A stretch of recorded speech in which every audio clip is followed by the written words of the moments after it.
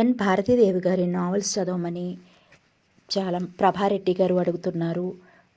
లలిత P అడుగుతున్నారు. So ఒక ఎన్ భారతీదేవి గారి ఫుల్ నావెల్ ఈరోజు పెట్టేద్దామని స్టార్ట్ చేశాను, కానీ చాలా లెందీగా ఉంది కాబట్టి 2 పార్ట్స్ కింద చేస్తున్నాను. మీ ముందుకి first part. Hope you will enjoy. Thank you. Interview కోసం ఆ ఆఫీస్లో అడుగుపెట్టింది పరిమళ. అక్కడ కనీసం 100 మంది అమ్మాయిలు ఉంటారు. వాళ్ళని చూడగానే పరిమళకు ఈ ఉద్యోగం వస్తుందన్న ఆశ కూడా పోయింది. అయినా తన పేరు పిలిచే వరకు కూర్చోవలసిందే. గంట అయింది, ఇంకా పరిమళ పేరు పిలవలేదు. విసుగ్గా అనిపించింది అక్కడి వాతావరణం. తన పేరు పిలవటంతో లేచి లోపలికి వెళ్ళింది. ఉద్యోగపు ఇంటర్వ్యూ అనుభవాల తాకిడికి ఆమె మనసు కరడు కట్టుకుపోయింది. మేనేజర్ గారు వేసిన ప్రశ్నలన్నిటికీ తృప్తిగానే సమాధానమిచ్చింది. చూడమ్మా, మా ఎండీ గారు ఆఫీసు పని మీద మద్రాసు వెళ్ళారు. ఈ రాత్రికి వస్తారు. ఇంకో గంట తర్వాత అపాయింట్మెంట్ ఆర్డర్ తీసుకో. ఇకపోతే నువ్వు చేయవలసిన పనులు. ఉదయం 9 గంటలకల్లా నువ్వు ఆఫీస్కి రావాలి. ఎండీ గారు సాయంత్రం 6 గంటల వరకు ఆఫీసులో ఉంటారు. అప్పటి వరకు నువ్వు కూడా ఉండాలి, ఆయన పర్సనల్ సెక్రటరీగా. ఆయన లేనప్పుడు కొన్ని వ్యవహారాలు నువ్వు సొంతంగా చూసుకోవాలి. క్షణాల మీద నిర్ణయాలు తీసుకోవాలి. ఆ తెలివితేటలు, సమయస్ఫూర్తి నీలో ఉన్నాయన్న నమ్మకంతోనే ఇంతమందిలో నిన్ను సెలెక్ట్ చేశాను. ఆ నమ్మకాన్ని నువ్వు నిలుపుకోవాలి. మీ నమ్మకాన్ని నిలుపుకుంటాను, కృతజ్ఞతగా అంది పరిమళ. ఈరోజు అపాయింట్మెంట్ ఆర్డర్ తీసుకున్న తర్వాత స్టాఫ్ను పరిచయం చేస్తాను. రేపు ఉదయం 9 గంటలకల్లా ఎండీ గారు రాకముందు ఆఫీస్ రూమ్లో ఉండాలి. 9 గంటలకి ముందే వస్తాను. మేనేజర్ గారి వయసు 50 సంవత్సరాల పైన ఉంటుంది. ఆయనంటే స్టాఫ్ అందరికీ గౌరవం అన్న విషయం కొద్ది నిమిషాల్లోనే తెలుసుకుంది పరిమళ. అపాయింట్మెంట్ ఆర్డర్ తీసుకోవటం, స్టాఫ్ను పరిచయం చేసుకోవటం ఆ రోజుకు సరిపోయింది. ఉదయం 9 గంటలకల్లా ఆఫీస్కి వచ్చింది పరిమళ. అప్పటికే ఎండీ గారు ఆఫీస్ రూమ్లో ఉన్నారు. మొదటి రోజే ఇలా జరిగిందేమిటి? మేనేజర్ గారు రమ్మన్న టయానికే ఆఫీస్కి వచ్చాను. ఆ రోజు ఎండీ గారు రోజు కంటే ముందుగా ఆఫీస్కి వచ్చారు కాబోలు అనుకుంటూ తడబడుతున్న అడుగులతో గుమ్మం దగ్గరికి వచ్చింది. May I come in? వీణమెట్టినట్లుగా ఆ గొంతెక్కడో విన్నట్టుగా అనిపించింది. ఆఫీస్ రూమ్లో పేపర్ చూస్తూ కూర్చున్న బాలుకి పేపర్లోంచి తలెత్తి గుమ్మం వైపు చూస్తూ కమిన్ అన్నాడు. లోపలికి వచ్చిన పరిమళను చూసి షాక్ తిన్నట్లుగా కొయ్యబారిపోయాడు బాలు. పరిమళ? అతని పెదవులు అస్పష్టంగా పలికాయి. లోపలికి వచ్చి నిల్చుంది పరిమళ. Take your seat. ఆ షాక్ నుంచి తేరుకుని తొట్టుపాటుగా అన్నాడు. పరిమళ అతనికి ఎదురుగా ఉన్న కుర్చీలో కూర్చుంది, మౌనంగా తల ఉంచుకుని. నన్ను చూసిన తర్వాత కూడా నేనెవరో తెలియనట్టుగా మౌనంగా ఉందేమిటి? నన్ను గుర్తుపట్టలేదా, లేక గుర్తుపట్టనట్లు నటిస్తోందా? అయినా అలా నటించాల్సిన అవసరం ఏమిటి? ఈ 5 సంవత్సరాల్లోనే ఆమె గుర్తుపట్టలేనంతగా మారిపోయానా? ఎందుకు ఇలా ప్రవర్తిస్తోంది? ఇప్పుడు నేను కూడా పరిమళ అంతకుముందు నాకు తెలియనట్టుగా నటించాలా? కొద్ది క్షణాల మౌనం తర్వాత, మిమ్మల్ని నా పర్సనల్ సెక్రటరీగా అపాయింట్మెంట్ చేసినట్టు మేనేజర్ గారు చెప్పారు. మేనేజర్ గారు మీరు రోజు 10 గంటలకి ఆఫీస్కి వస్తారని, మీరు రాకముందే నన్ను 9 గంటలకి రమ్మన్నారు. అలాగే వచ్చాను అంది సంజాయిషిగా. ముందుగా వచ్చాను పనుండి ముక్తసరిగా అన్నాడు బాలు. ఆమెకెదురుగా కూర్చుని ఆమెతో కొత్త మనిషితో మాట్లాడినట్టుగా మాట్లాడటం చాలా ఇబ్బందిగా ఉంది బాలుకి. మేనేజర్ గారు కొన్ని కాగితాలు ఇస్తారు అని అవి టైప్ చేసుకు తీసుకురండి అన్నాడు తలెత్తి. ఆమె ముఖంలోకి చూడలేక ముఖం తిప్పుకుని పరిమళ ఆ గదిలో నుంచి బయటకు వెళ్ళింది.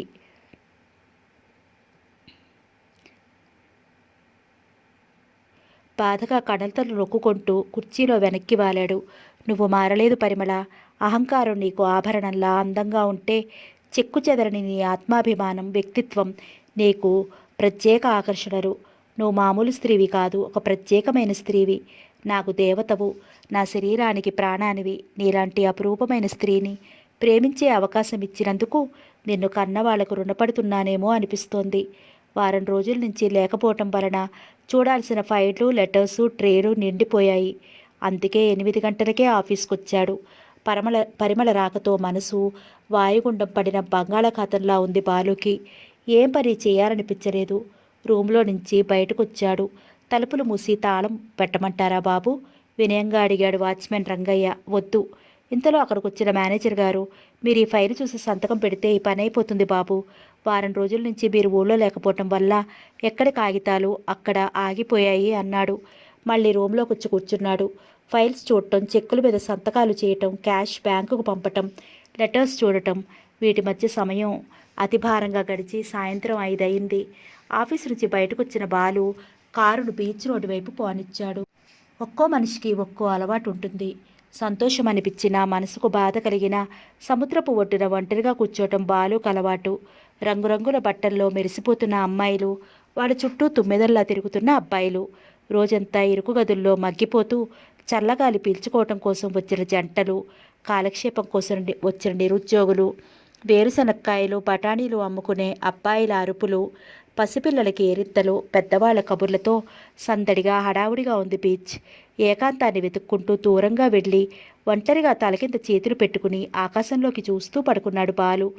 కుప్పెడు గుండెల్లో అనంతమైన ప్రేమను దాచుకోవటం ఎంత చిత్రం. ప్రతి మనిషి జీవితంలో ఎవరినో ఒకరిని ప్రేమిస్తారు. అది గొప్పతనం కాదు, ఒకరి చేత ప్రేమించబడటం గొప్పతనం.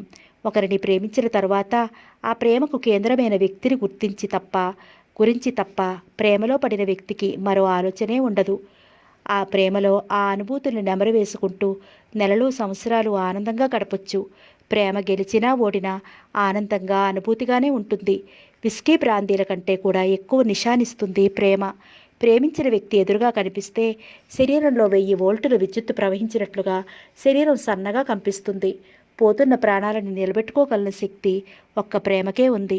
ప్రపంచంలోనే అత్యంత శక్తివంతమైనది ప్రేమ.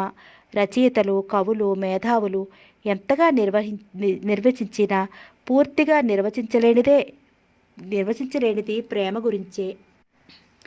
జీవితానికి అర్థం ప్రేమ, సృష్టికి మూలం ప్రేమ, జీవితాన్ని వెలిగించేది ప్రేమ, రగిలించేది ప్రేమ. అటువంటి అద్భుతమైన ప్రేమను పొందగలిగిన వ్యక్తే ప్రపంచ విజేత. పరిమళ పేరు తలుచుకున్నా చాలు హృదయం ఆనందంతో ఉప్పొంగిపోతుంది. పరిమళ నన్ను కాదని వెళ్ళిపోయిన రోజు కూడా నా మనసు ఇంత బాధపడలేదు. కానీ ఈరోజు పరిమళ నన్ను గుర్తుపట్టనట్టుగా నటించటం గుండెను ముక్కలు చేసినంత బాధగా ఉంది. పరిమళ నా దగ్గర ఉద్యోగానికి రావటం ఏమిటి? విధి విచిత్రం అంటే ఇదే కాబోలు. ఆమె కోరితే ఈ క్షణమే నాకున్న 1 కోటి రూపాయల ఆస్తిని ఆమెకిచ్చేస్తాను. ఆమెకి ఇవ్వటంలో నేను పొందే తృప్తి ఎంత హాయిగా ఉంటుంది. నాకున్నదంతా పరిమళకిచ్చి ఆమెను నేను సెక్రటరీగా పనిచేయటమైనా ఆనందంగానే ఉంటుంది నాకు. నా ఆస్తికి, నా సంపాదనకి నాకు పరిమళ అధికారి అనుకుంటే ఆ భావన ఎంత ఆహ్లాదకరంగా ఉంటుంది. ఇప్పుడు ఎవరైనా కనిపిస్తే పరిమళ గురించి, ఆమె అతిశయాన్ని గురించి గంటలు గంటలు చెప్పాలనిపిస్తోంది. ఏ విషయాన్నైనా మనసులో దాచుకోవచ్చేమో కానీ ప్రేమని మాత్రం ఇతరులకు తెలియకుండా దాచడం చాలా కష్టం. మాటల్లోనూ చూపుల్లోనూ స్పష్టంగా కనిపిస్తుంది. పరిమళ పట్ల నాకున్న ప్రేమ ఎవరికీ తెలియకుండా గుండెల్లో దాచుకోవటమేలా? ఇలాంటి సన్నివేశం ఎదురవుతుందని కల్లో కూడా ఊహించలేదు నేను. పరిమళ ఒక్కసారి బాలు అని పిలిస్తే ఆ పిలుపు ఎంత మధురంగా ఉంటుంది. ప్రేమకు కొలమానం ఉంటే నా ప్రేమను కొలిచి పరిమళకు చూపించేవాడిని. ప్రేమ కనిపించేదైతే నా గుండెను కోసి చూపించేవాడిని. పరిమళ నన్ను కాదని వెళ్ళిపోయినా పరిమళను మర్చిపోవటం నాకు సాధ్యం కాలేదు. ఏ చీర చూసినా ఈ చీర నా పరిమళ కట్టుకుంటే ఎంత అందంగా ఉంటుందో అనిపిస్తుంది. అందుకే నా బట్టలు కొనుక్కోవడానికి కూడా నేను బట్టల కొట్టులోకి వెళ్ళటం మానేశాను. మల్లెపూలంటే పరిమళకు ప్రాణం. ఆమెకిష్టమైన ఆ పూలను నా చేత్తో కొనటం మానేశాను. ఇలా ఎన్ని జ్ఞాపకాలు, ఎన్ని మధురిమలు.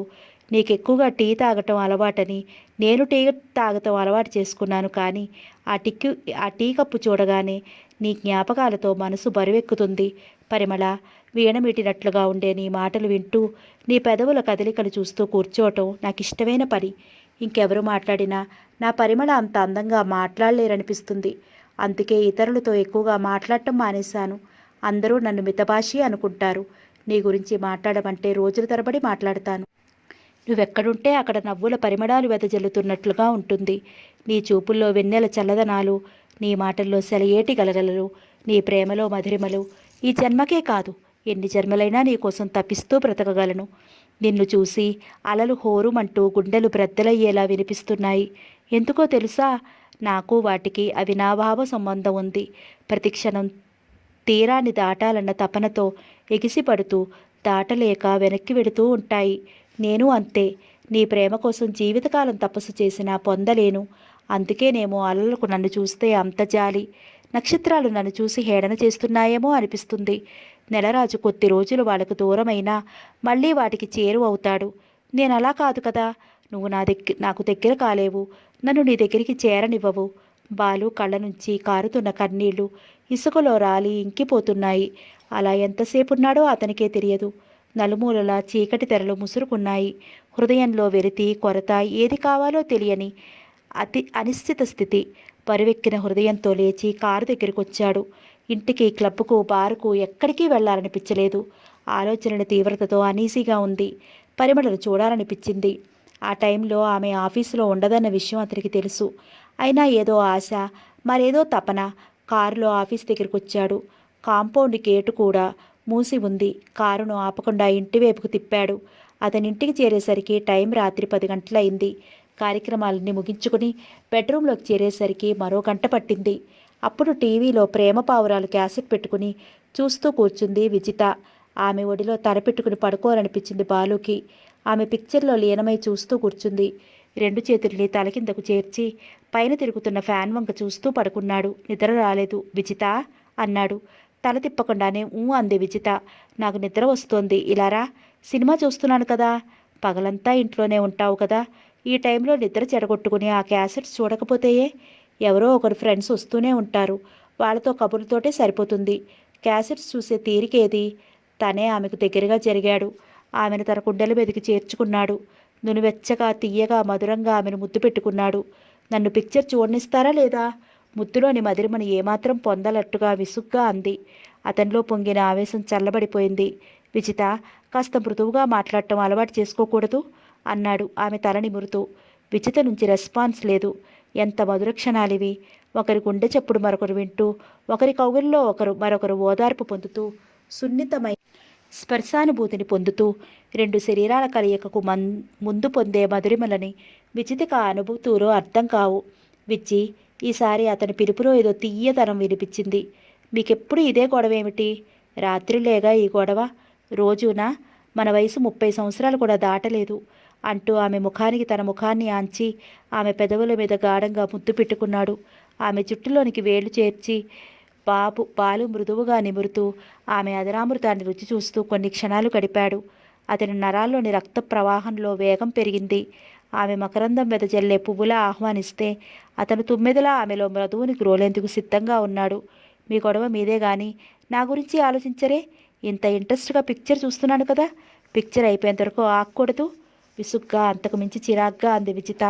పొంగిన ఆవేశమంతా క్షణంలో నీరు కారిపోయింది. అతని చేతులు అప్రయత్నంగా ఆమెను వదిలేశాయి. దూరంగా జరిగి గోడవైపుకు తిరిగి పడుకున్నాడు బాలు. అదేం పట్టనట్టుగా పిక్చర్ చూటల్లో లీనమైపోయింది విజిత. నవలు చదువుకుంటూ పడుకుంది పరిమళ. ప్రక్కన 2 సంవత్సరాల వయసున్న పరిమళ కొడుకు చింటూ నిద్రపోతున్నాడు. ఆ నవలలోని సన్నివేశాలు చదువుతుంటే శరీరమంతా తీయని రసానుభూతికి లోనయింది. అంత సున్నితమైన శృంగారంతో నిండి ఉందా రచన. ఆ నవల్లోని హీరో భావుకుడు, రసికత తెలిసినవాడు. అతను భార్య పట్ల చూపిస్తున్న ప్రతి పనిలోనూ ఒక విధమైన నిండుదనం, ప్రేమ, పరిపూర్ణత కనిపిస్తున్నాయి. అది బెడ్రూమ్ సన్నివేశం. భార్యను తన గాఢ పరిష్కరంగంలో బిగించాడు. ఆమె చేతుల మీద అతని చేతులు, ఆమె పాదాల మీద అతని పాదాలు. ఆమె శరీరంలోని ప్రతి భాగాన్ని అతని శరీరం ఆక్రమించుకుంది. అతని చర్యలను ఆమె కళ్ళు మూసుకుని ఏదో అపురూపమైన అనుభూతిని, అనిర్వచనీయమైన ఆనందాన్ని అనుభవిస్తోంది. ఆమె మాటల్లో మురిపించి, చేష్టలతో ఆమెను రసానుభూతికి లోను చేసి స్వర్గంలో విహరింపజేశాడు. ఆమె అనుమోడ్పు కళ్ళతో అతని చూస్తూ క్షణం కూడా అతనికి దూరంగా ఉండలేనట్టుగా అతనికి హత్తుకుపోయింది. కావాలా? లాలనగా అడిగాడు. ఏమిటి? మత్తుగా అడిగింది. ఈ మత్తు చాలా. ఇదే నాకు చాలా ఎక్కువగా అనిపించింది. ఇంతకంటే ఎక్కువ ఆనందాన్ని భరించలేనేమో అనిపిస్తోంది. నిజంగానా? నిన్ను చూస్తుంటే నాకు మరోసారి ఆ సుఖం కావాలనిపిస్తోంది. వద్దండి. నా శరీరంలో నుంచి ఆత్మ వేరయ్యి మీలో ఐక్యమైపోయినట్లుగా, శరీరం గాల్లో తేలిపోతున్నట్లుగా ఉంది. మీరందించే అనుభూతులు ఏ రోజుకు ఆ రోజు కొత్తగా, అపురూపంగా అనిపిస్తున్నాయి నాకు. స్వర్గం మాత్రం ఇంతకంటే ఆనందంగా ఉంటుందా అనిపిస్తుంది అంది మత్తుగా. నేను ప్రపంచాన్నంతా నీలోనే చూస్తాను. ఏమండి? ఇంత మత్తుగా కళ్ళు మూతలు పడిపోతున్నాయే. చెప్పనా అంటూ ఆమె చెవిలో గుసగుసలాడాడు. ఆ మాటల్లోని చిలిపితనానికి ఆమె చెక్కిళ్ళు ఎర్రగా కందిపోయి మందార పూరేకుల్లా ఉన్న ఆమె చెంప మీద తన ముఖాన్ని ఆంచాడతను. బాబు నిద్రపోవటంతో చదువుతున్న పుస్తకంలో నుంచి బయటపడింది పరిమళ. పక్కనే టీపాయ్ మీదన ఫ్లాస్క్లో నుంచి పాలను గ్లాసులోకి వంపి బాబు చేత తాగించింది. పాలు తాగిన బాబు చింటూ మళ్ళీ వెంటనే నిద్రపోయాడు. ఆ తర్వాత ఎంత ప్రయత్నించిన నిద్ర పట్టలేదు పరిమళకు. మనసు గతంలోకి పరుగు తీసింది. పరిమళ పెళ్ళైన తర్వాత శోభనం రోజు కోటి కోరికలతో వైవాహిక జీవితాన్ని గురించి అందమైన కలలు కంటూ ఆ గదిలోకి ప్రవేశించింది. పరిమళ భర్త జయరాం చాలా అందంగా ఉంటాడు. దానికి తోడు మంచి పర్సనాలిటీ. పెళ్లి రోజు పరిమళ ఫ్రెండ్స్ జయరాం చూసి అంత అందమైన భర్తను పొందినందుకు పరిమళ అదృష్టానికి ఎంతో మురిసిపోయారు. ఆ విషయం మనసులో మెదిలి ఆ క్షణంలో గర్వపడింది పరిమళ. గుమ్మం దాకా లోపలికి వచ్చింది కానీ చనువుగా భర్తకు చేరువుగా రాలేకపోయింది. తల వంచుకుని నిలబడింది. మనసంతా గుబులుగా, ఆందోళనగా, అలజడిగా ఉంది. శరీరం అంతా మధురోహలతో శృతి చేసి ఉంచిన వీణలా ఉంది. నన్ను చూడనట్టు అలా ఉన్నారేమిటి? తను లేచి నా దగ్గరికి వచ్చి నన్ను బెడ్ వరకు తీసుకెళ్లొచ్చుగా. ఆయనకు కూడా నాలాగే మొదటి అనుభవం కదా, సిగ్గుపడుతున్నారేమో. అయినా మగవాళ్ళకి సిగ్గేమిటి? నునిసిగ్గు బరువుతో మూసుకుపోతున్న కడురెప్పలని ఎత్తి భర్త వైపు చూసింది. అతని చూపులు పదునుగా, కాంక్షగా ఉన్నాయి. ఆ చూపుల్లో చూపు కలపలేక తలదించుకుంది. చూపులేమిటి కత్తుల కంటే పదునుగా కనిపిస్తున్నాయి? చేష్టలు ఎలా ఉంటాయో? ఆ ఆలోచనకి ఆమెకు నవ్వొచ్చింది. నవ్వితే ఆయన ఏమనుకుంటారో? సిగ్గు పిడియం లేనిదాన్ని అనుకుంటారేమో. ఏం చెయ్యాలో తోచిన కంగారు, సిగ్గు అలాగే నిలబడిపోయింది. రా పరిమళ, అక్కడే ఆగిపోయావే? సినిమాల్లో లాగా భుజం చుట్టూ చేతులేసి నడిపించుకురావాలా, లేకపోతే ఎత్తుకుని తీసుకురావాలా అన్నాడు జయరాం. ఆ మాటలకు ఉలిక్కిపడింది పరిమళ.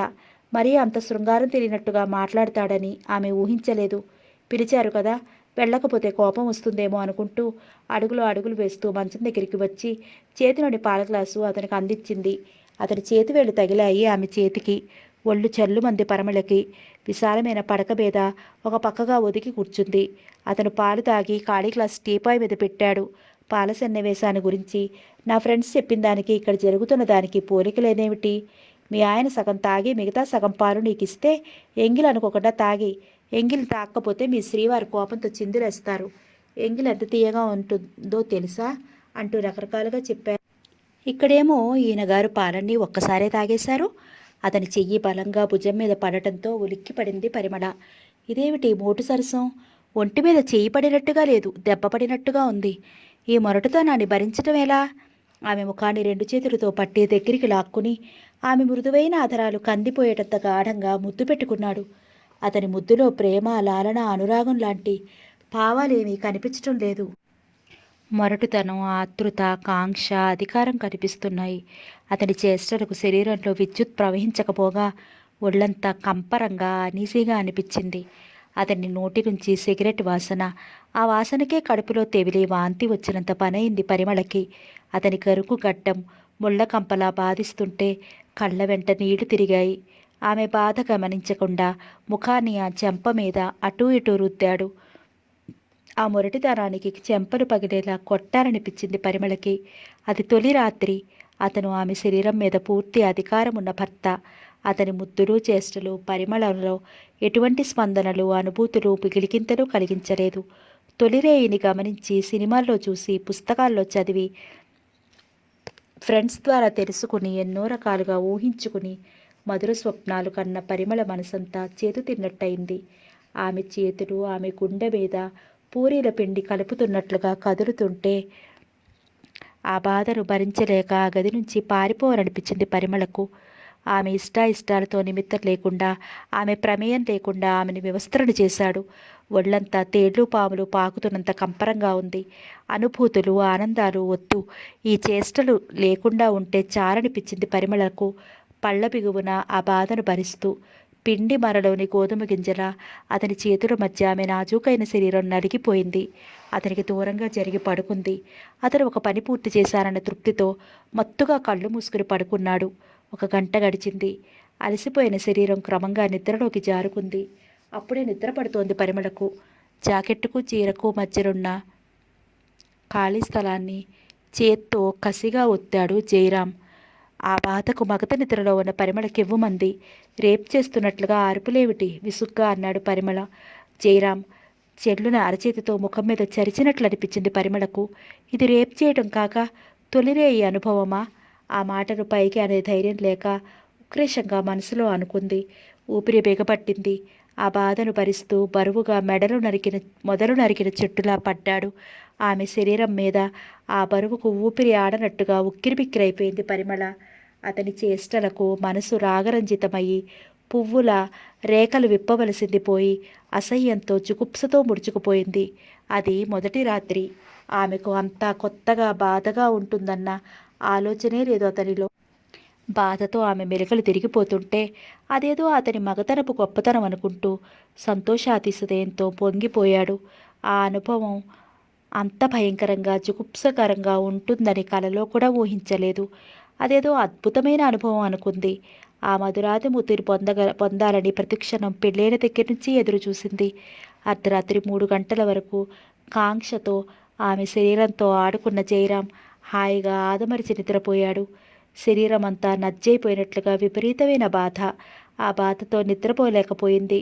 పెద్దగా ఏడ్చే ధైర్యం లేక మోగగా రోదిస్తూ కళ్ళు మూసుకు పడుకుంది. పరిమళ సెక్రటరీగా పనిచేయటం మొదలుపెట్టి ఆ రోజుకు నెల అయింది. 1వ తారీఖు సాయంత్రమే స్టాఫ్ అందరికీ జీతాలు అందజేస్తాడు బాలు.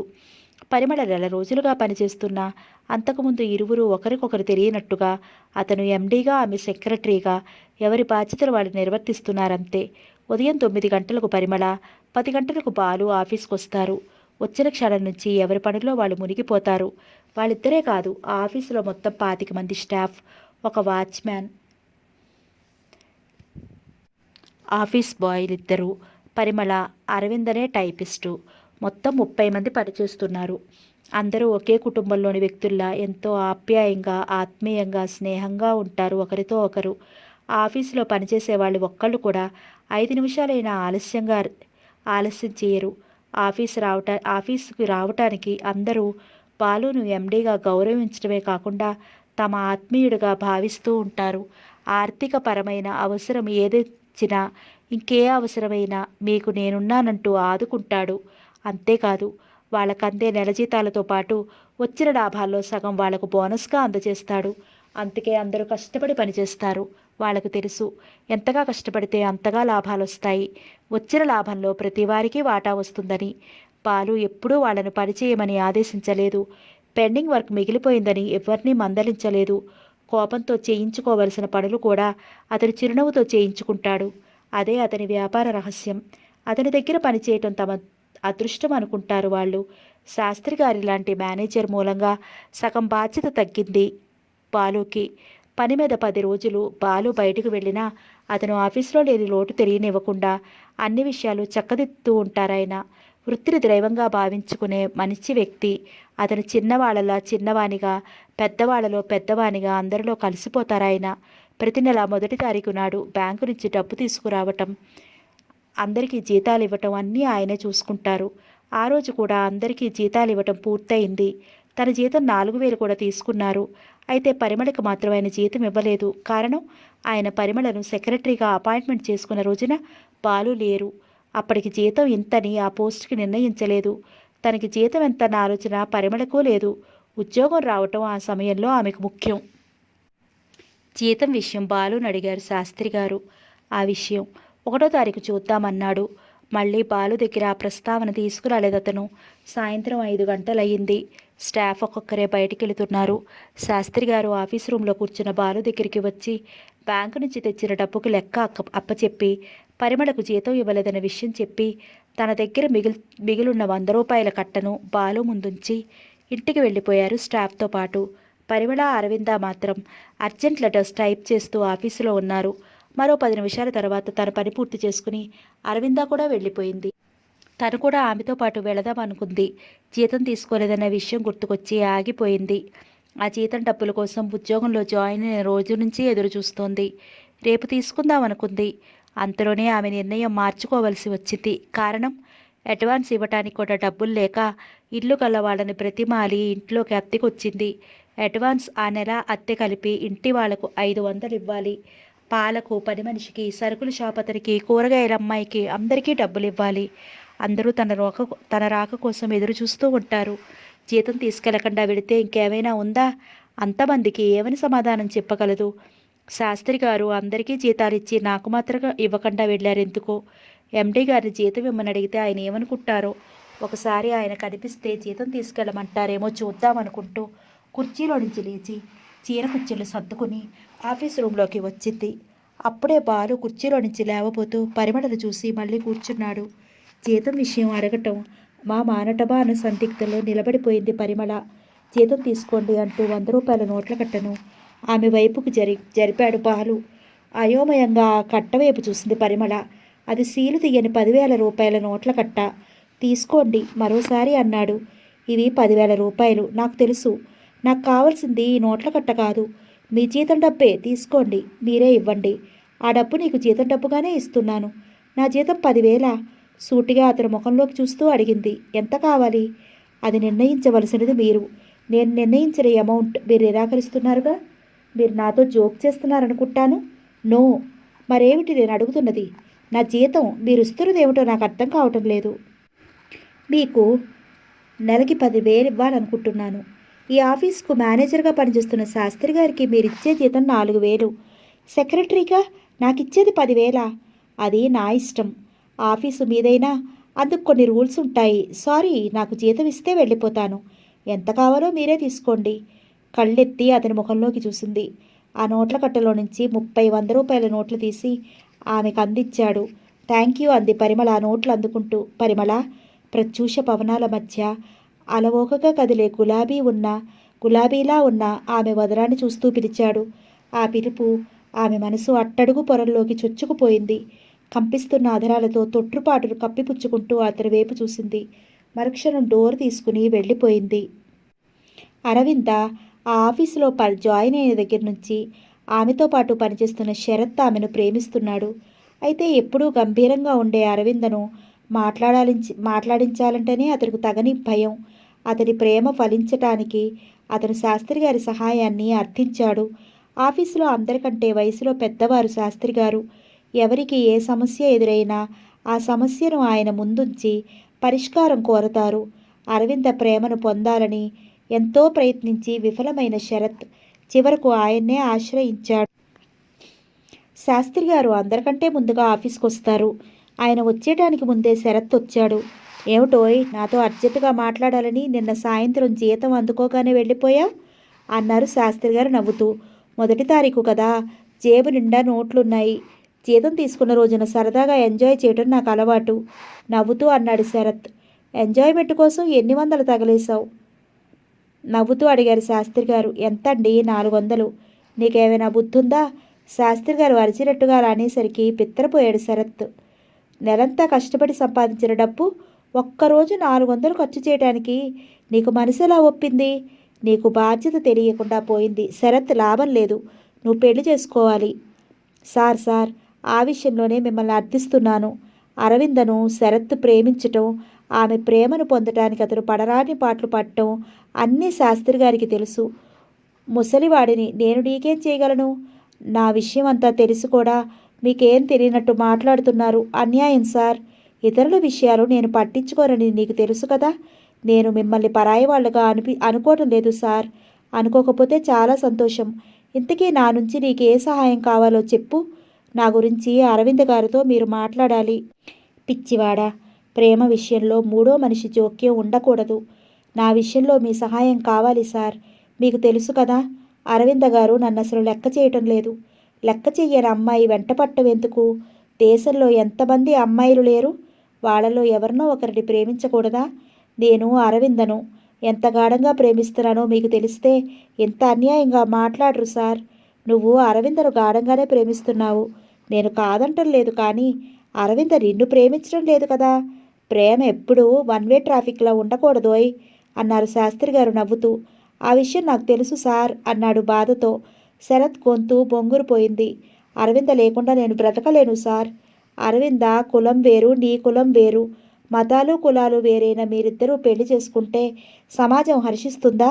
మరోసారి ఆలోచించు శరత్. ఈ కులాలు మతాలు మనిషి తన మనుగడ కోసం ఏర్పరచుకున్నవే కదా. వాటిది గురించి నాకు పట్టింపు లేదు. ఇప్పుడు అలా అనిపించినా తర్వాత వాటిది గురించి ఎన్నో సమస్యలు ఎదురవ్వచ్చు. వాటిని ఎదుర్కొనే ధైర్యం నాకుంది. ఇంకో విషయం, అరవింద కుటుంబం చాలా పేద కుటుంబం. ఆమె చెల్లెలు, తల్లి ఇద్దరూ ఆమె జీవితం మీదే ఆధారపడి బతుకుతున్నారు. పెళ్ళైన తర్వాత ఆమె జీతం నీకు ఇవ్వాలనుకోవటం సహజం. అరవిందకు తండ్రి లేడు. ముసలి తల్లికి 15 సంవత్సరాల వయసున్న చెల్లెలికి అరవింద జీతం తప్ప మరో ఆధారం లేదు. అందువలన పెళ్ళైన దగ్గర నుంచి ఆమెతో పాటు ఆమె కుటుంబ బాధ్యతలు కూడా తీసుకోవాలి. నా నోటితో చెప్పించాలని ఇవన్నీ మీరు అడుగుతున్నారు.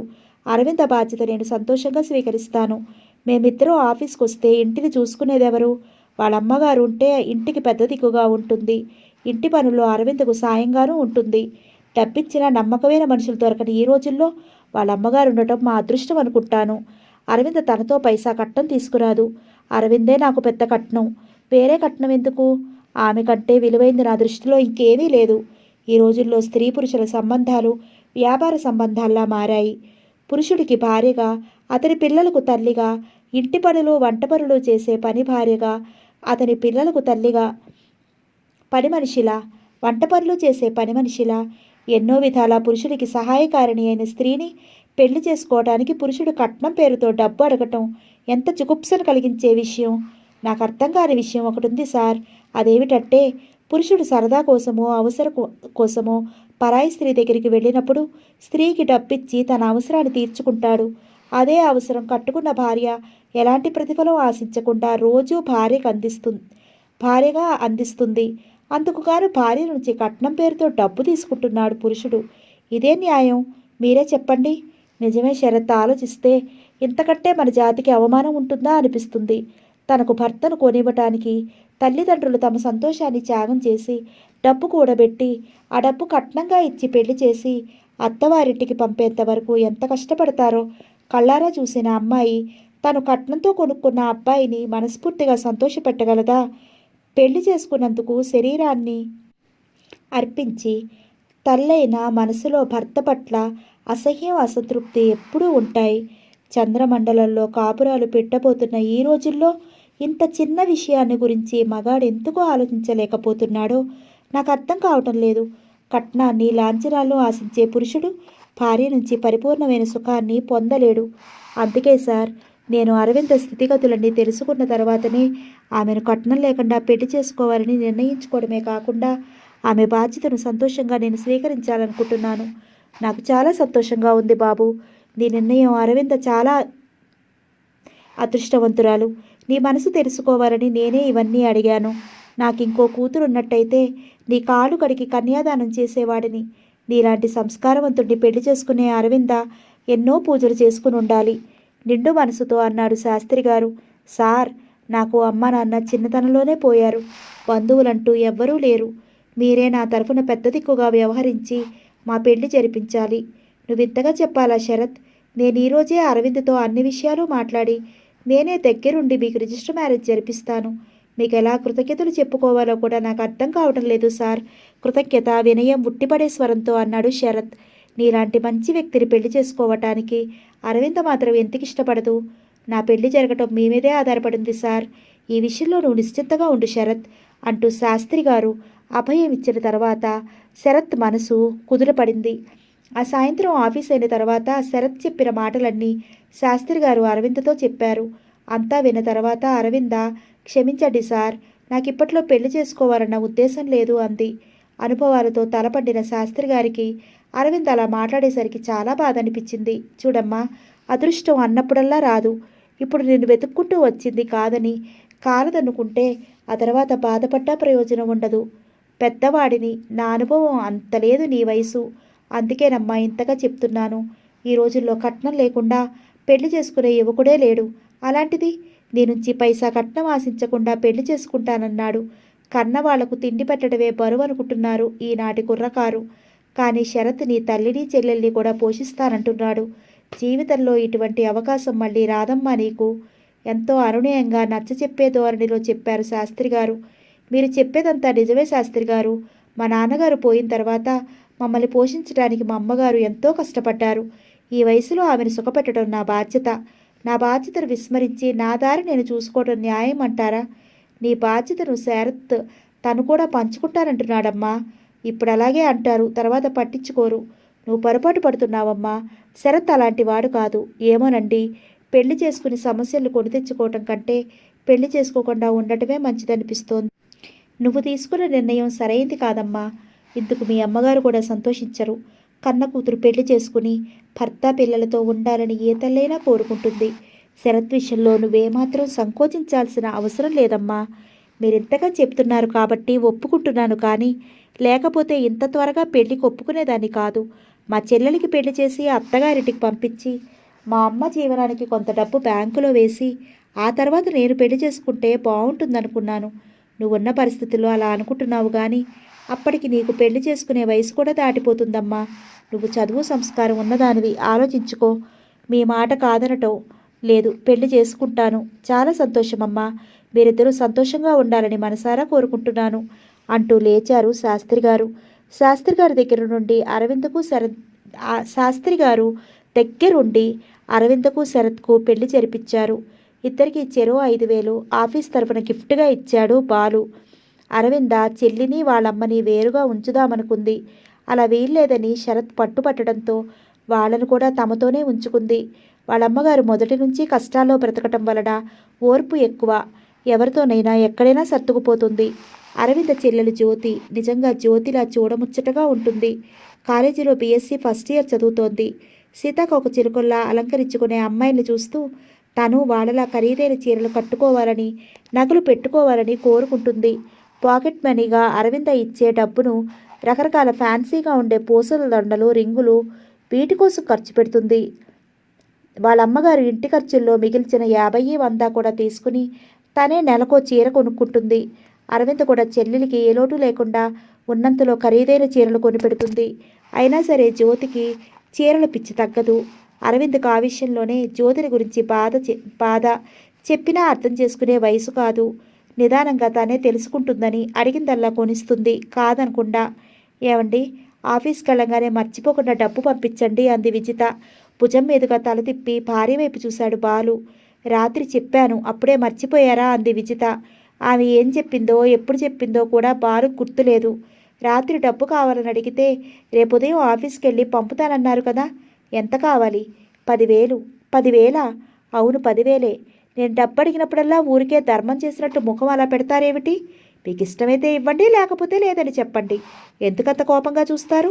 ఆఫీస్కి వెళ్ళి పంపుతాను అంటూనే విజితతో మాట్లాడేందుకు అవకాశం ఇవ్వకుండా పరుగులాంటి నడకతో కారు దగ్గరికి చేరుకుని కారును ముందుకు పోనిచ్చాడు. 1-2 మాటల కంటే ఆమెతో ఎక్కువ మాట్లాడటం అతనికి ఇష్టం ఉండదు. అందుకే వీలైనంత వరకు ఆమెకు మాట్లాడే అవకాశం ఇవ్వకుండా వెళ్ళిపోతూ ఉంటాడు. కారు మెత్తగా ముందుకు పోతోంది. విజిత స్థానంలో పరిమళ ఉంటే ఎలా మాట్లాడుతుంది? అతని మనసు ఊహల్లో విహారానికి వెళ్ళింది. సూట్ కేస్ కూడా కారులో పెట్టాను, ఇక తమరు బయలుదేరండి. నా మామూలు ఇవ్వు. చూడండి, ఇలా మామూలు అడిగే అలవాటు మంచిది కాదు. భార్య దగ్గర మామూలు తీసుకోవటం చాలా మంచి అలవాటు. ఎందుకో తెలుసా? నువ్వు మామూలుగా ఒక తియ్యని ముద్దిస్తావు. నీ అధరామృతం నా పెదవుల్లో నుంచి శరీరమంతా పాకి రోజంతా విసుగు లేకుండా హుషారుగా పని చేసుకోవటానికి బలమైన టానిక్లా ఉపయోగపడుతుంది. మామూలు ఇవ్వకుండా పంపించావనుకో, ఆ రోజంతా నిస్త్రాణగా నిర్లిప్తగా ఉంటుంది.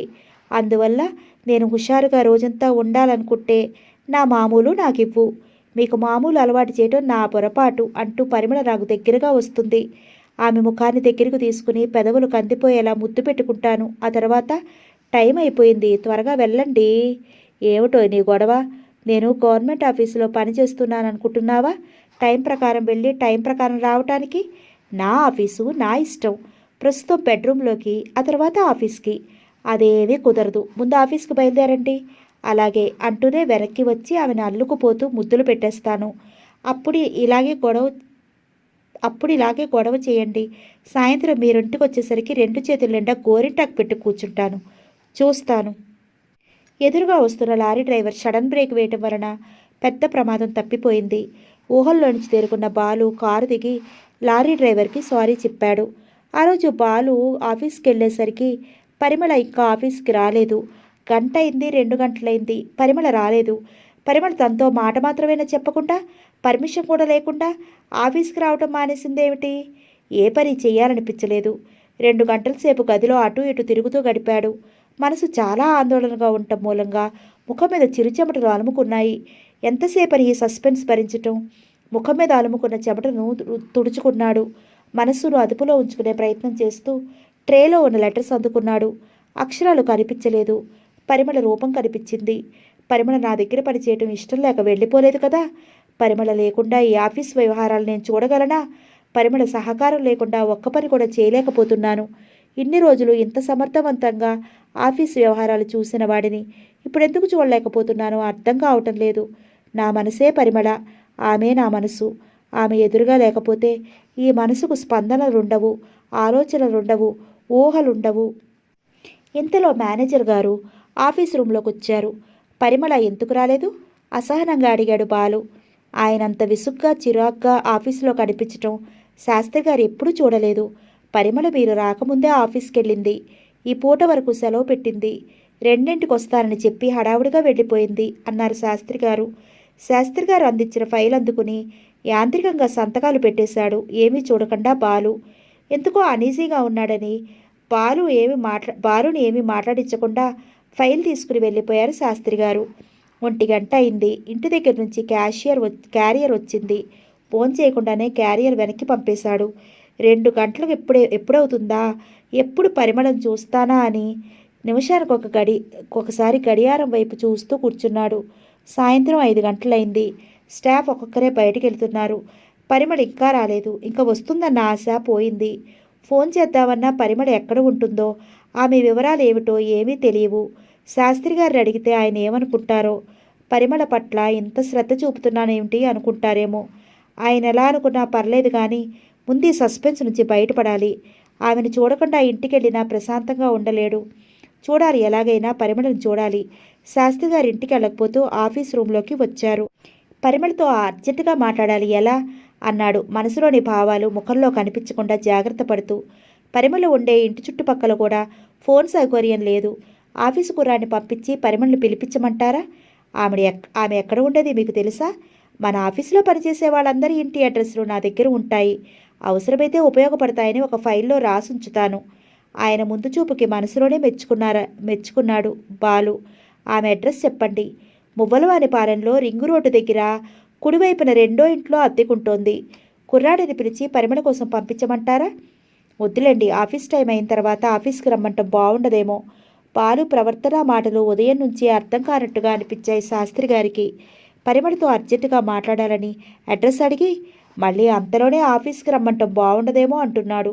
5 సంవత్సరాలుగా బాలులో ఇంత అలజడి, టెన్షన్ ఎప్పుడూ చూడలేదనుకున్నాడు మనసులో శాస్త్రి గారు. ఇంటికి వెళ్తున్నారా? అవును బాబు, వెళ్ళండి, నేను కూడా బయటికి వెళ్తున్నాను అన్నాడు బాలు. వీలైనంత త్వరగా శాస్త్రి గారిని అక్కడికి పంపించేయాలనే ఉద్దేశంతో శాస్త్రి గారు వెళ్ళిన తర్వాత కారులో కూర్చున్నాడు బాలు.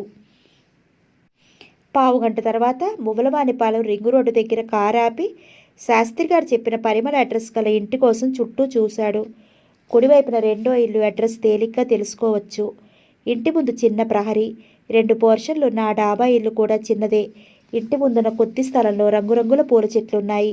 2 పోర్షన్లో పరిమళ ఉండేది ఏ పోర్షన్ అర్థం కాలేదు. గేటు తీసుకుని లోపలికి వెళ్ళాడు. ఒక గుమ్మం మూసుంది.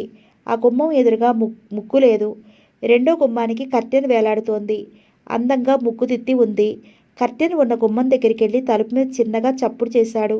ఎవరూ పలకలేదు. మరోసారి ఇంకాస్త పెద్దగా చప్పుడు చేశాడు.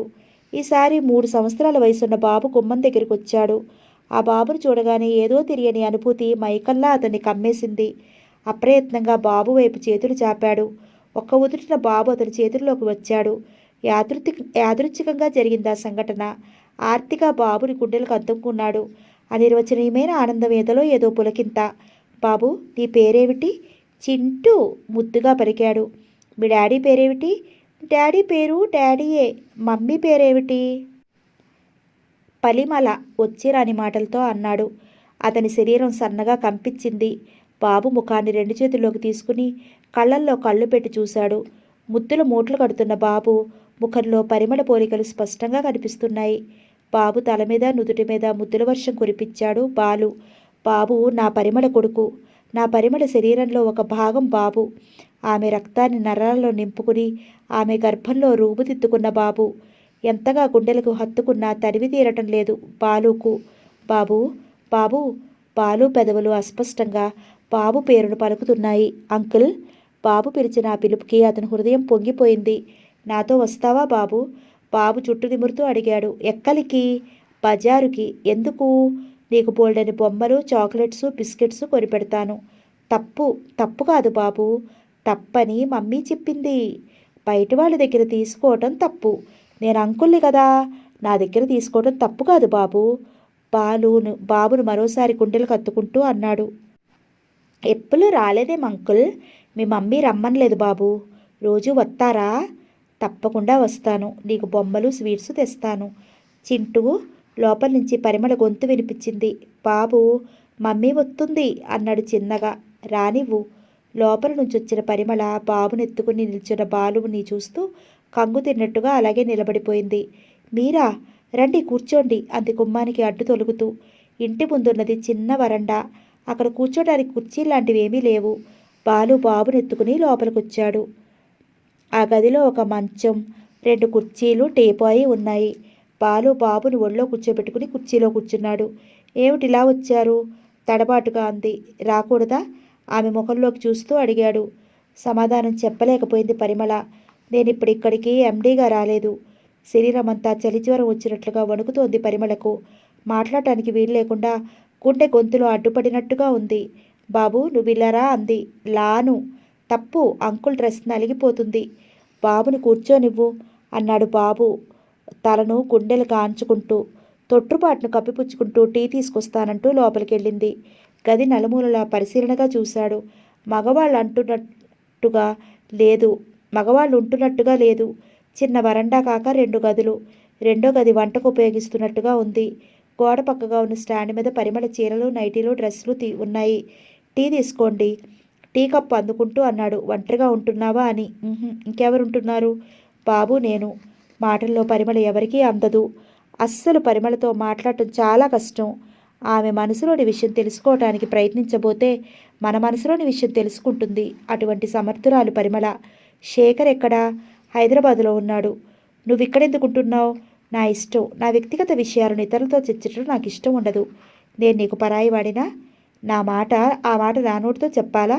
గుండెను ముక్కలు చేసింది ఆ మాట. పరిమళ, రోజులు గడిచిపోయినా నీ మనస్తత్వం మాత్రం మారలేదు. ఆత్మవంచన చేసుకోవడం నాకు ఇష్టం ఉండదు. ఇప్పుడు నువ్వు చేస్తున్నదేమిటి? ఆత్మవంచన కాదా? కాదు. అహంకారాన్ని ప్రదర్శించటమా? కాదు. ఆత్మగౌరవాన్ని నిలుపుకోవటం. ఆత్మగౌరవం. నీ దృష్టిలో ఆత్మగౌరవం అంటే అహంభావం అని అర్థం. మీరెలా అర్థం చేసుకున్నా నాకు అభ్యంతరం లేదు. ఈరోజు ఆఫీస్కి ఎందుకు రాలేదు? ఆ విషయం తెలుసుకోవటానికైనా వచ్చింది?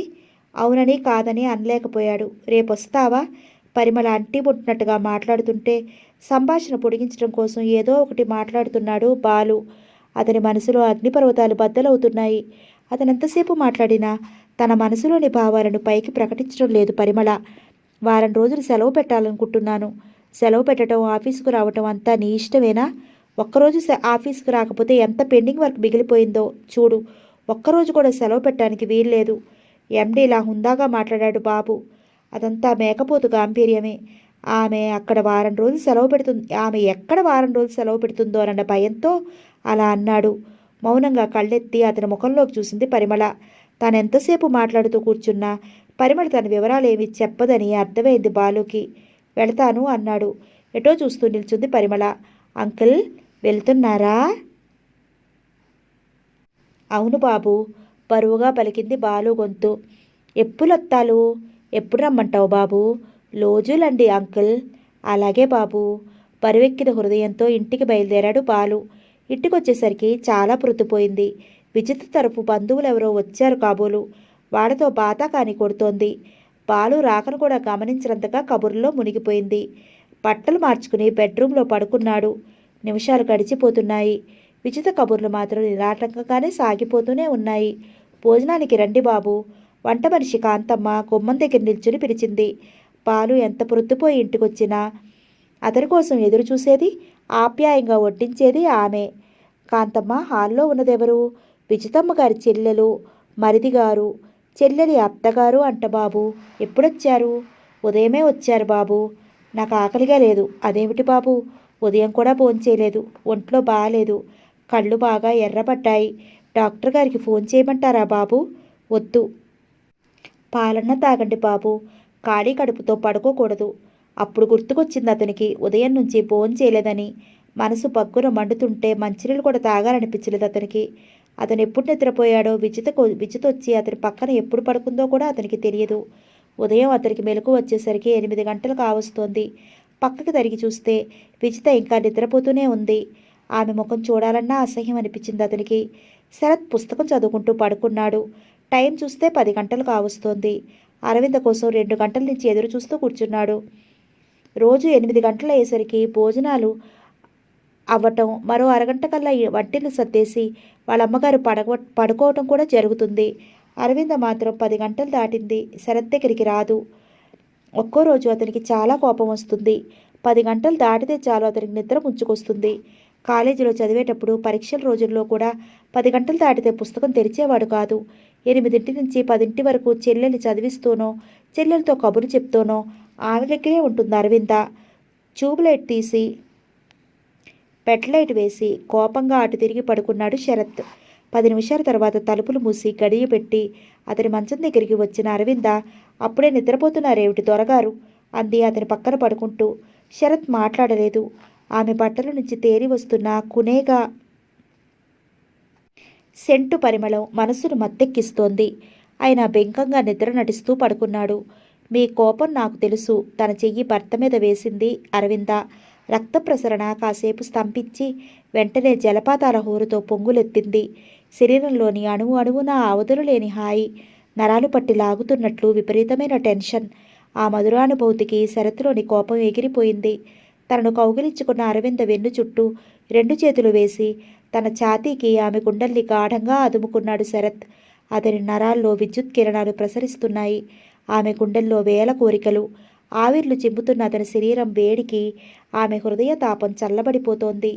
ఇద్దరూ ఒకే చిత్రమైన స్థితిలో ఉన్నారు. సగం మెలకువ, సగం మత్తు. ఒకరి స్పర్శకు మరొకరు పులకరించిపోతున్నారు. మధుర స్వప్నాలలో తేలిపోతున్నారు.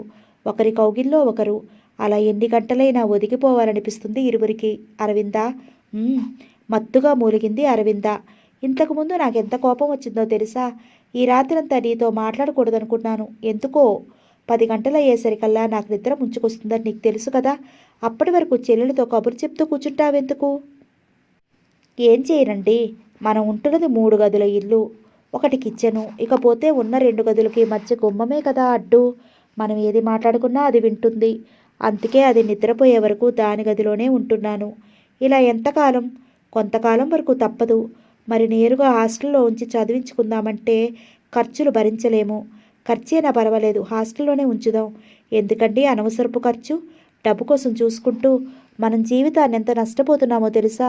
ఒక్క రాత్రి కూడా నష్టపోవటం లేదు కదా. నీతో గంటల తరబడి మాట్లాడాలనిపిస్తుంది. పగలంతా ఆఫీస్ పని, రాత్రి 10 అయ్యే వరకు నీకు చెల్లెలతో సరిపోతుంది. నాకు నిద్ర ముంచుకొస్తుంది. యాంత్రికంగా నువ్వు రావటం, ఆ తర్వాత అంతా యాంత్రికమే. అరవింద చెవిలో చిన్నగా గుసగుసలాడాడు శరత్. అంది మత్తుగా. ఆ అనటంలో ఆహ్వానం కనిపిస్తోంది. అరవిందను మృదువుగా తన మీదకి లాక్కున్నాడు. ఆమె మెల్లగా అతని గుండెల మీద తల అంచి వెచ్చగా మత్తుగా పడుకుంది. ఆమెను గాఢంగా ముద్దు పెట్టుకున్నాడు. నిమిషాలు మౌనంగా గడిచిపోతున్నాయి. ఇరువురు ఒక్కటిగా రస జగత్తులో మునిగిపోయారు. బాలుకి పదే పదే చింటూ గుర్తుకొస్తున్నాడు. వాడి మాటలు వింటూ గంటల తరబడి కూర్చోవాలనిపిస్తుంది. పరిమళ మామూలుగానే ఆఫీస్కి వస్తోంది. మాటల్లో కానీ చూపుల్లో కానీ ఎక్కడా బాలుకు తనకు పూర్వపరిచయం ఉన్నట్టుగా కనిపించదు. అందువల్ల స్టాఫ్కి ఆ విషయాన్ని గురించి అనుమానం కూడా రాలేదు. సాయంత్రం 4 గంటలైంది. చింటూని ఇంకా కాన్వెంట్లో చేర్పించలేదు. పనిపిల్ల రోజంతా చింటూను చూసుకుంటూ ఇంట్లో ఉంటుంది. పరిమళ తన సీట్లో కూర్చుని పని చూసుకుంటోంది. బాలు ఆమెతో కూడా చెప్పకుండా చింటూను చూడటానికి వెళ్ళాడు. బాలుని చూడగానే చింటూ ఒక్క ఉదుటిన అతడి చేతుల్లో వాలిపోయాడు. చింటూని గుండెలకి హత్తుకోగానే పోగొట్టుకున్న అతి విలువైన వస్తువేదో తిరిగి దొరికినంతగా ఆనందంతో పొంగిపోయింది అతని అంతరంగం. తను తీసుకొచ్చిన స్వీట్స్, చాక్లెట్స్ బాబుకిచ్చాడు. బాబునెత్తుకుని పరిమళ మంచం మీద కూర్చున్నాడు. బాబు, నాతో మా ఇంటికి వస్తావా? బాబు నుదుటి మీద ముద్దు పెట్టుకుంటూ అడిగాడు. మమ్మీ కొడుతుంది అంకుల్. మమ్మీతో నేను కొట్టొద్దని నేను చెప్తాగా. మమ్మీని కూడా తీసుకెళదామా? మమ్మీ రాదు బాబు. మీ మమ్మీకి అహంభావం ఎక్కువ. దాన్ని కాపాడుకోవటానికి ఏదైనా చేస్తుంది. తనెంతైనా నష్టపోతుంది. బాలు మాటలు బాబుకి అర్థం కాలేదు. అంకుల్, రోజు వస్తా అన్నారుగా, రాలేదే? మీ మమ్మీ వద్దంది బాబు. మమ్మీ నన్ను కొడుతుంది, మమ్మీ ఏలుతుంది. మమ్మీ కొడుతుందా? ఎందుకు బాబు? కొడుతుంది అంకుల్. మమ్మీని ఏడిపిస్తున్నావా? మమ్మీయే ఏలుతుంది. మమ్మీ ఎందుకు ఏడుస్తుంది? నువ్వు మమ్మీని విసిగిస్తున్నావా? బాబు తల నిమిరాడు. నేను ఏలిపించను, మమ్మీ మాట వింటాను. మరి మమ్మీ ఎందుకు ఏడుస్తోంది? చీకటవుతోందిగా, అప్పులేలుతుంది. మమ్మీ రాత్రి ఏడుస్తుందా? నన్ను దగ్గరకు లాక్కుని పాలుకుని ఏలుతుంది. బాబును మరోసారి గుండెలు కదుముకున్నాడు. మనం బజార్కి వెళ్ళి విమానం బొమ్మలు, ర్యాకెట్ బొమ్మలు, పోలు డ్రెస్సులు కొనుక్కుందామా? వెళదాం అంటూ బాబును ఎత్తుకుని లేచాడు బాలు. పనిపిల్ల గౌరీ వచ్చి బాబుగారిని బయటికి తీసుకెళ్తే అమ్మగారు కోప్పడుతుందేమో బాబు అంది. మీ అమ్మగారికి నేను ఫోన్ చేసి చెప్తాను అంటూ బాబును కారులో తన పక్కన కూర్చోబెట్టుకుని కారు స్టార్ట్ చేశాడు. రెడీమేడ్ బట్టల షాప్ ముందు కారు ఆపి బాబును ఎత్తుకుని షాపులోకి వెళ్ళాడు. బాబుకు 4,000 పెట్టి 5 డ్రెస్సులు కొన్నాడు. ఆ తర్వాత రకరకాల బొమ్మలు, 4-5 రకాల బూట్లు, కాన్వెంట్ డ్రెస్సు అన్నీ కొని కారులో కూర్చునేసరికి టైం 5:30 అయింది. 5 గంటలకల్లా పరిమళ ఇంటికి వెళ్తుంది. కారు దిగి బాబును ఎత్తుకుని లోపలికి వెళ్ళేసరికి పరిమళ బాబు కోసం ఆతృతగా ఎదురు చూస్తూ వరండాలోనే నిల్చుంది. గౌరిని కారులోని ప్యాకెట్స్ తీసుకొచ్చి లోపల పెట్టమన్నాడు. గౌరి ప్యాకెట్స్ అన్నీ లోపల పెట్టింది. పరిమళ బాలు దగ్గర నుంచి బాబును అందుకుని బాలుని కూర్చోమంది. 5 నిమిషాల్లో పొగలు కక్కుతున్న టీ కప్పు తీసుకొచ్చి అతనికి ఇచ్చింది. పరిమళ అతనితో మాట్లాడలేదు, అతను ఆమెతోనే మాట్లాడలేదు. బాలు టీ తాగటం పూర్తయింది. పరిమళ గౌరిని పిలిచి బాబునిచ్చి 10 నిమిషాలు బయటికి తీసుకురమ్మని పంపించింది. వాళ్ళు గేటు దాటి బయటికి వెళ్ళిన తర్వాత ఇవన్నీ కొనటానికి ఎంత డబ్బు ఖర్చు చేశారు అంది సూటిగా బాలు ముఖంలోకి చూస్తూ. ఎందుకు? ముందు నేను అడిగిన దానికి సమాధానం చెప్పండి. 7,000. ఎందుకంత డబ్బు ఖర్చు చేశారు? అసలు మీ మనసులోని ఉద్దేశం ఏమిటి? బాలు తలెత్తి ఆమె ముఖంలోకి చూశాడు. కోపంతో ఆమె ముఖం ఎర్రగా కందిపోయింది. పరిమళ, ఇంత చిన్న విషయానికి నువ్వెందుకింత ఆవేశపడుతున్నావో నాకు అర్థం కావటం లేదు. ఇది చిన్న విషయమా? నీ దృష్టిలో ఇది నేరమో పెద్ద విషయమో కావచ్చు. నా దృష్టిలో మాత్రం చాలా చిన్న విషయం. అసలు ఇవన్నీ తేవటంలో మీ ఉద్దేశం ఏమిటి? బాబు కోసం కొన్నాను. ప్రత్యేకమైన ఉద్దేశం అంటూ ఏమీ లేదు. బాబు కోసం ఇన్ని వేలు ఖర్చు చేయటానికి బాబు మీకేమవుతాడు? బాబు నీ రక్తంలో రక్తం, నీ శరీరంలో శరీరం. నీ ఊపిరి పోసుకుని రూపుదిద్దుకున్నాడు. నిన్నెంతగా గాఢంగా ప్రేమిస్తున్నానో బాబుని నీ కొడుకుగా అంతకంటే ఎక్కువగా ప్రేమిస్తున్నాను. నిన్ను బాబులో చూసుకుంటూ నీ ప్రేమను బాబు ద్వారా పొందుతూ ప్రేమ మమైక్యాన్ని పొందుతున్నాను. నువ్వు నాకేమవుతావని చెప్పను, బాబు నాకేమవుతాడో చెప్పటానికి. బాధ, వేదనామిళితమైన స్వరంతో వేదనగా అన్నాడు. బాబు జయరాం కొడుకు. బాబుకి తండ్రెవరన్నది నాకు అనవసరం. అతను జయరాం కావచ్చు, మరో గంగారాం కావచ్చు. బాబు నీ కొడుకు అంటే బాబు నీ శరీరంలో ఒక భాగం. నాకు కావలసింది నేను చూస్తున్నది అంతే. బాబును మీరు ఇలా మాలిమి చేసుకుంటే ఆ తర్వాత ఏం జరుగుతుందో తెలుసా? బాలు తీక్షణంగా పరిమళ కళ్ళల్లోకి చూస్తూ అన్నాడు. పరిమళ, నిన్నెలాగూ పొందలేకపోయాను. నీకు ప్రతిరూపమైన బాబును మాత్రం నాకు దూరం చేయకు.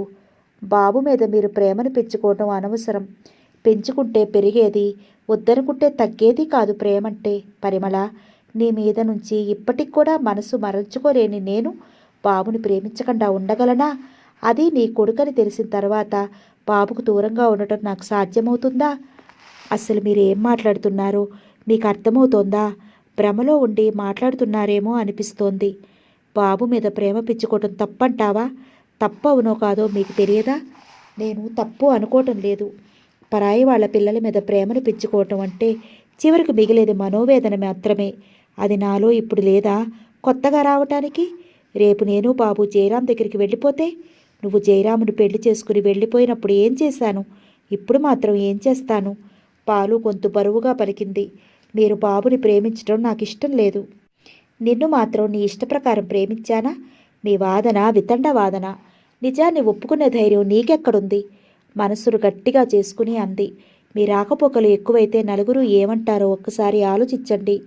గుండెని ఎవరో బలవంతంగా మెలిపెడుతున్న బాధ అనిపించింది బాలుకి. నా రాకపోకలు నీకు అభ్యంతరమని తెలుసు. అయినా నేను రాకుండా ఉండలేను. నేను గౌరవంగా బ్రతకటం మీకు ఇష్టం లేదా? ఇప్పుడు గౌరవంగా బ్రతుకుతున్నాననే అనుకుంటున్నావా? రోషంగా తల ఎత్తి అతని ముఖంలోకి చూసింది. ఉక్రోషంతో కళ్ళల్లో నీళ్లు తిరిగాయి. ఎందుకు అంత రోషం? మీ రాకపోకలు లేకపోతే నేను గౌరవంగానే బ్రతుకుతాను.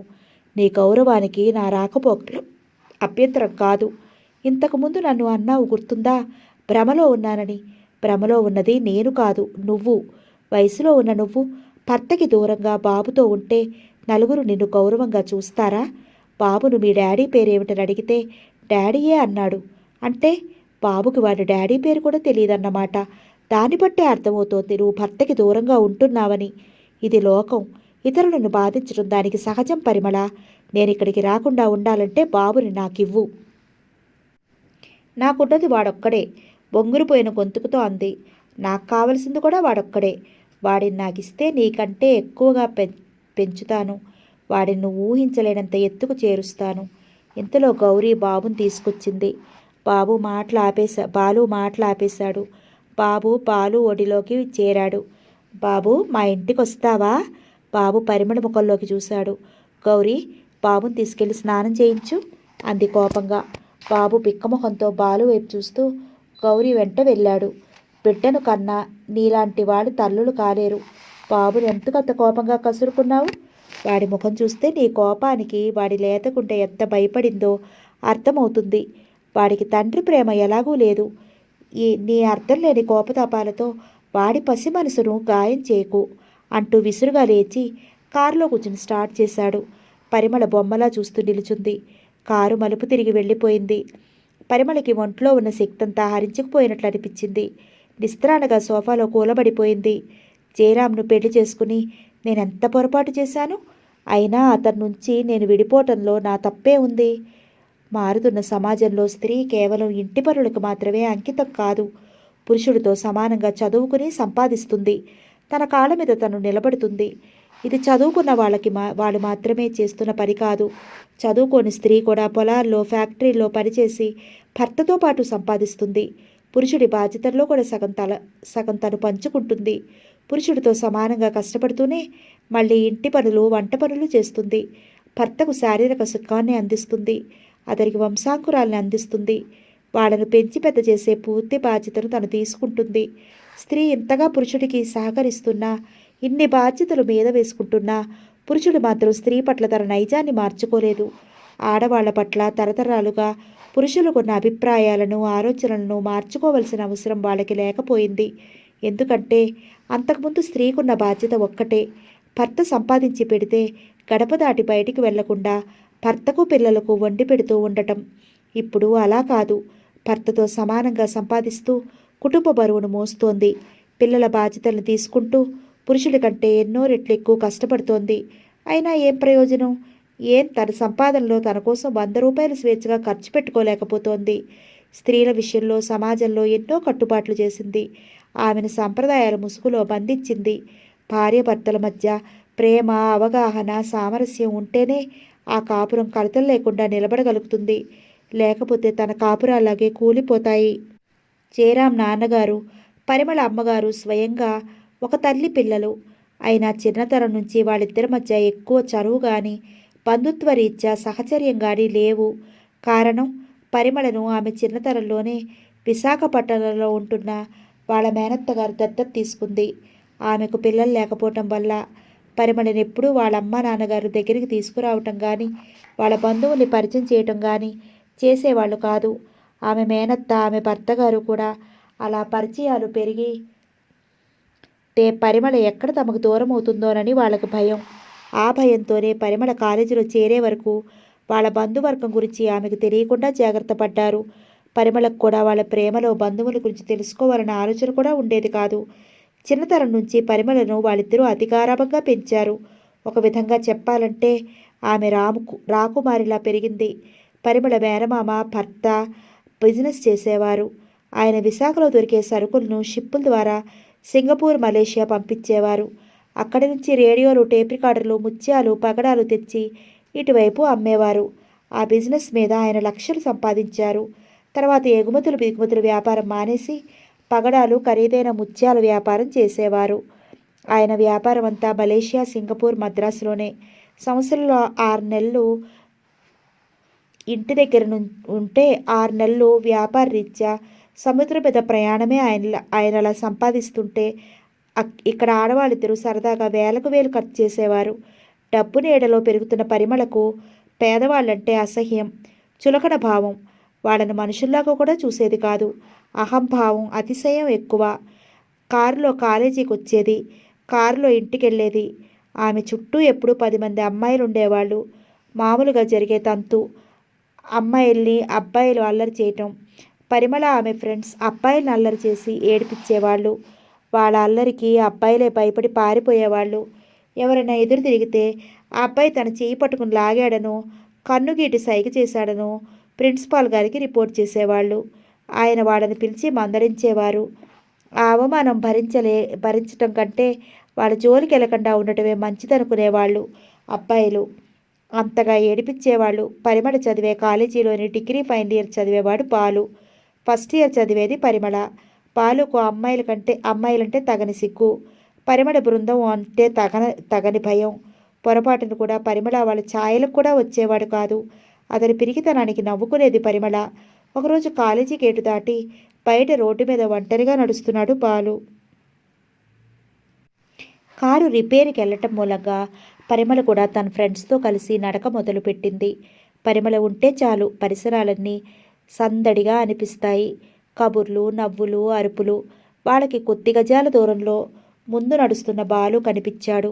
ఆడపిల్లల వైపు కన్నెత్తి కూడా చూడని అతన్ని ఎలా అల్లరి చేయటమా అని ఎప్పటి నుంచో ఆలోచిస్తోంది పరిమళ బృందం. ఇంతకాలానికి అవకాశం వచ్చింది. బాలు నడక వేగం పెంచాడు. అమ్మాయిలు అంతకంటే మరింత వేగం పెంచారు. చూడు మిస్టర్ బాలు, పిలిచింది ఆ బృందంలోని ఒక మేనక. అందమైన అమ్మాయిలు ఇంతమంది ఇక్కడ ఉంటే ఎందుకు అలా పరుగులు పెడతావు? మా అందాలు నీకు కనువిందు చేయటం లేదా? మరొక రంభ పాట నాలంపించింది.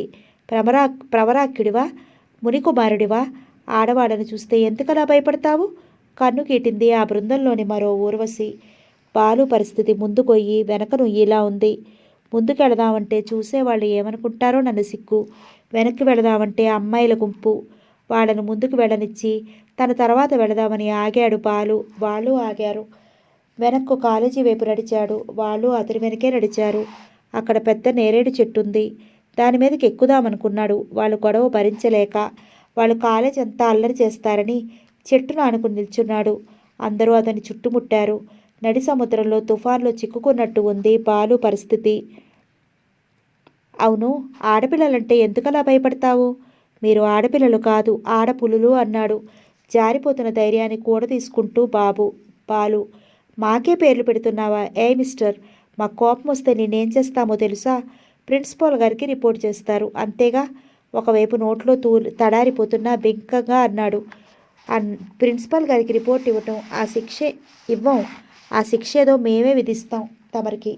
ఇప్పుడు మీరు చేస్తున్నదేమిటి? ఆయన ఆడపిల్లలు ఇలా అబ్బాయిని అల్లరి చేయటం ఏమిటి? బుద్ధావతారం అనుకున్నాం, గురువుకే నామాలు పెట్టేలా ఉన్నావు. మాకే ఎదురు చెప్తున్నావా? మీకు పుణ్యం ఉంటుంది, నన్ను వదిలేయండి. అంత త్వరగా నిన్ను వదిలేస్తామా? ఏం చేస్తారు? భయంగా వాళ్ళని చూస్తూ అన్నాడు. బట్టలు విడిపించి డ్రాయర్తో వీధుల్లో నడిపిస్తాం.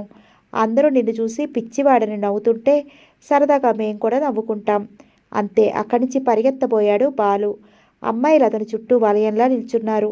ఏడుపు ఒకటే తక్కువ బాలుకి. వాళ్ళు అనంత పని చేసే కొంటె కోణగులన్న విషయం అతనికి తెలుసు. పారిపోవడానికి వీలు లేకుండా చుట్టూ అమ్మాయిలు. మా మధ్య నుంచి ఎలా వెళతావు? నీ తల వెంట్రుక మాకు తగిలినా మేము ప్రిన్సిపాల్ గారికి రిపోర్ట్ చేస్తాం. నన్ను ఎందుకు ఏడిపిస్తున్నారు? నేనేం తప్పు చేశాను? బాలు కళ్ళల్లో నీళ్లు తిరిగాయి.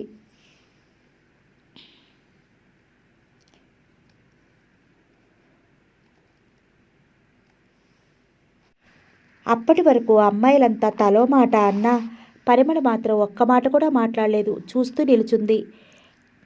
మమ్మల్ని చూస్తూ నిర్లక్ష్యంగా తలెగరేసుకుంటూ వెళతావు చూడు, అదే నువ్వు చేసిన తప్పు. నేనెప్పుడూ మిమ్మల్ని నిర్లక్ష్యం చేయలేదు. నా క్రాఫ్ట్ గాలికి ఎగురుతూ ఉంటుంది.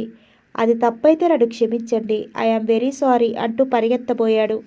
అప్పుడు నవ్వింది పరిమళ. సన్నజాజుల వర్షం కురిసినట్లు, సెలయేరు గలగలమంటూ శబ్దం చేసినట్లు.